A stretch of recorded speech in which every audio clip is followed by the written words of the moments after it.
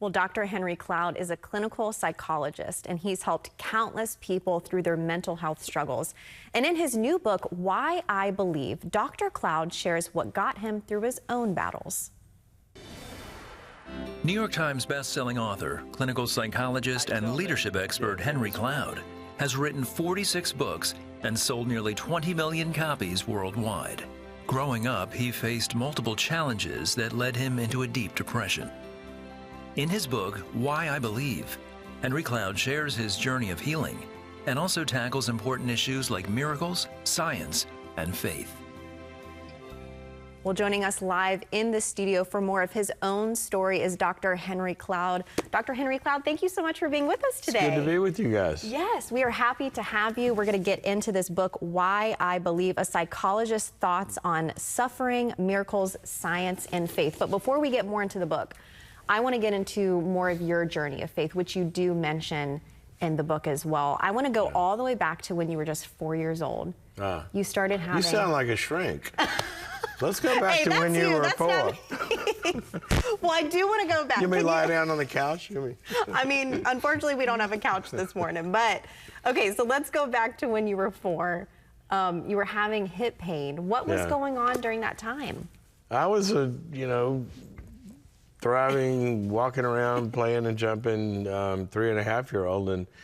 And one night, apparently, I started screaming in pain. And they couldn't figure out, and I was in the hospital for about a month. They couldn't diagnose it. Wow. And it kind of got to a crisis. They were thinking about amputation.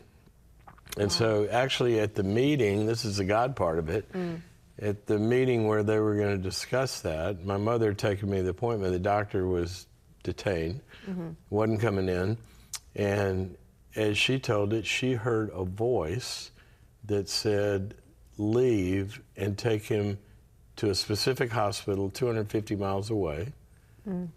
And she did.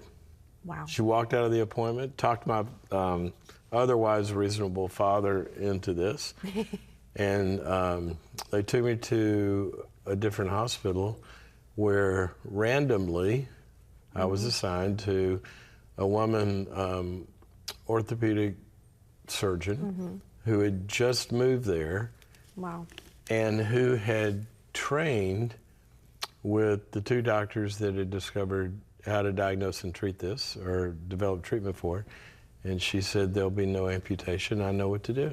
Wow. So that's that was a God story. Look at you. Oh my goodness. Yeah, absolutely. That's an early God story in your life.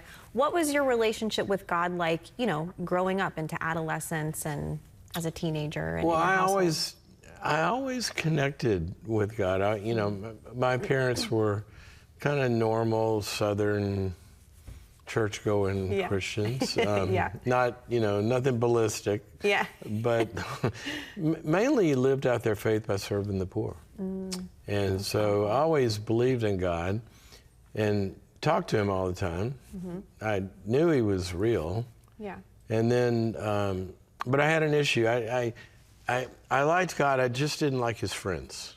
All the church people I couldn't really identify with, and identified more with, people that did fun things. And so I had this sort of silent faith in between the 2 crowds. I see. Well, let's fast forward a little bit. I believe you're in college.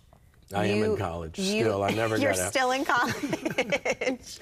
Well, you were a golfer. Do you still golf today? I mean, that's... Yeah, I do. Okay. I was recruited to play golf in college. Okay, but then something happened. There was an an injury and kind of derailed all of that, and I hit a crisis and got really depressed. Yeah. Had a breakup with my girlfriend at the time and got really, really depressed. And I mean really depressed. Like if I were a psychologist now, look at me then, I would have stuck me in a hospital. Wow. It was tough. Wow. And one day I'm sitting in my room and I'm obsessing about, what am I going to do? How do you get undepressed? Yeah. How do you figure out what you're going to do with your life? How do you make a relationship work? And I looked up on the bookshelf and there was my Bible, which I hadn't read since I'd been to college. Something about those fraternity parties, they didn't have a lot of They didn't? Bible reading. But it's sort of, I don't know, it just felt this kind of like thing. And I picked it up and I opened it up, and it fell to a verse and said, "Seek first the kingdom of God Wow. and his righteousness, and all these things shall be added to you as well." And that phrase, "all these things," hit me. It's like, all these things I'm worried about? And so you're supposed to look for God first. Wow. And I walked across campus and dark chapel, really depressed. Said, "God, I don't know if you're there or not, but if you are, I need help." Wow. And what happened after that? Nothing. No, seriously. I say that because I know you talk about it. well, I had seen people, like I'd seen people on TV. They get zapped, Yeah, or something happens, they go down. For some people, yeah. And nothing happened. And I remember that moment. I think it was the loneliest moment of my life, because I felt like I had reached out to God, and now He didn't even do anything, and I didn't know what I was going to do. And so I think I wandered out of the church and said, "Okay, call me." I went back to my dorm room and the phone rang. Wow. And it was a fraternity brother. And he literally said, "I don't know why I would think of you. You're the last person I would think of for something like this." But he invited me to a Bible study. Wow. And that's where it started. Yeah, that's where it started. That's amazing.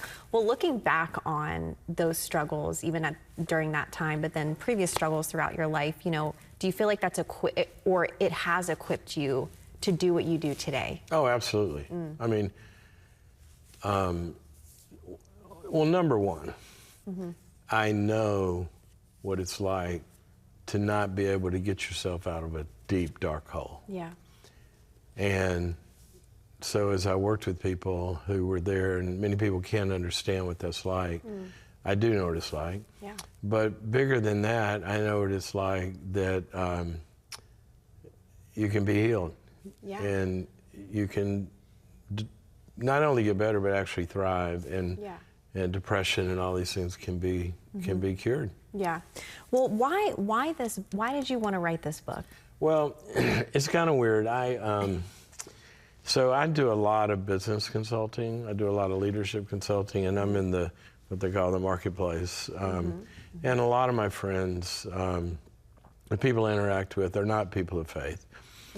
And yet we're good friends, but they always, especially the ones I know pretty well, they know I'm one of those weird Jesus people.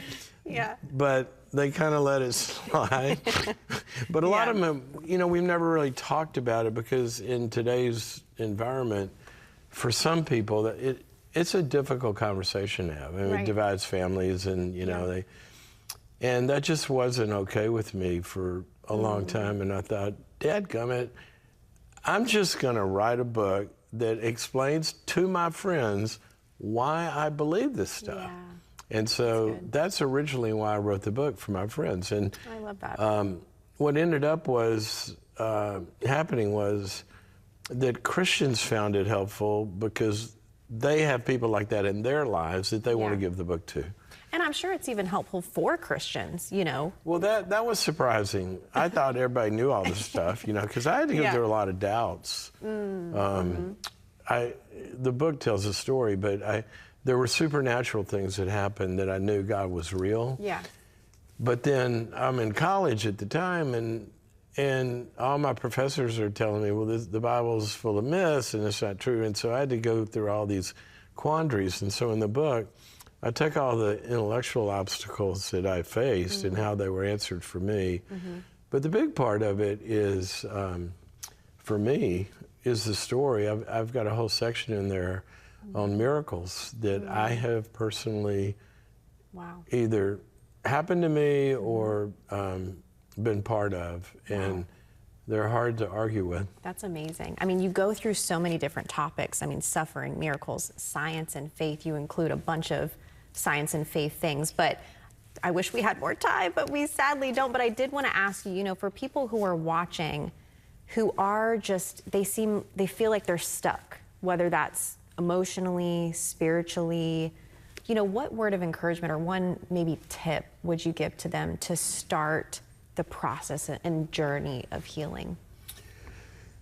Well, I'd say one word, and I'd say two directions. The word is connection. You know, we were never, ever designed to exist unto ourselves, just us. That's what the fall of mankind was about. We unplugged from God and got cut off from others. Yeah.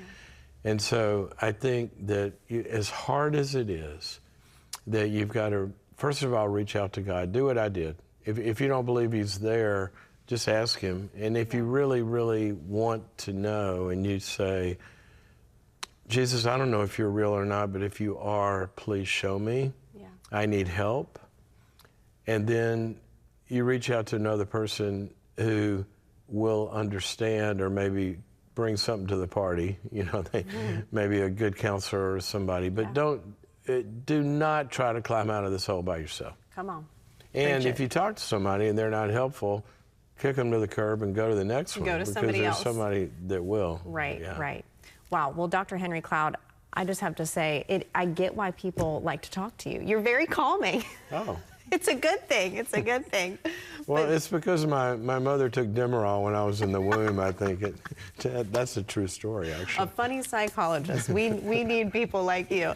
Well, Dr. Cloud, thank you so much for this book, and thank you for all the things that you're doing. I know that the book, just all the things that you do through your ministry, through your practice, I mean, you're doing really amazing things. So, and you're doing it for the glory of God, which is amazing. Yeah. Appreciate it. Yeah, of course. Thank you for being here. All right, everyone. Well, the book is called Why I Believe, a Psychologist's Thoughts on Suffering, Miracles, Science, and Faith. Highly encourage you to get a copy. It's available nationwide.